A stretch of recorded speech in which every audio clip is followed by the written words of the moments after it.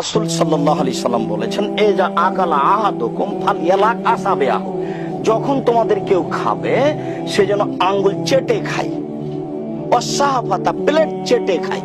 কেন? ইন্নাকুম লা তাদরুনা ফি ইয়াদিল বারাকা, তোমার জানা নাই কোন ভাতে বরকত আছে।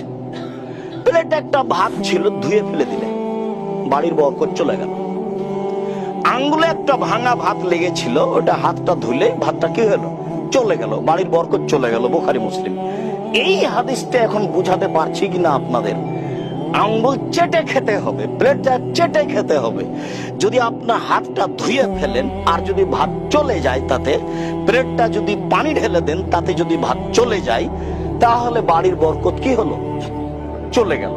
হাদিস বুখারী মুসলিম, আপনি মানতে বাধ্য।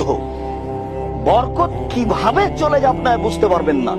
তখন রোজ খাবার নিচ্ছে মানুষের কাছ থেকে, কিন্তু দেখি বাড়িতে নেই, তার মানে বাড়িতে বরকত নেই। আর দেখি ওই যে 15 দিন আগে চাউল নিয়েছিলাম 20 কেজি, এখনো আছে, শেষই হয় না, তার মানে বরকত আছে। আয়েশা রাদিয়াল্লাহু তাআলা আনহা বলেন যে আল্লাহর নবী মারা গেলেন তখন সোয়া কেজি আটা ছিল বাড়িতে, সোয়া কেজি। ওই আটা নিয়ে রুটি বানায়, অনেক দিন খেলাম, শেষ হয় না। তখন আমি একদিন ভাবলাম যে আটাটা একটু মেপে দেখি তো কতটি আছে।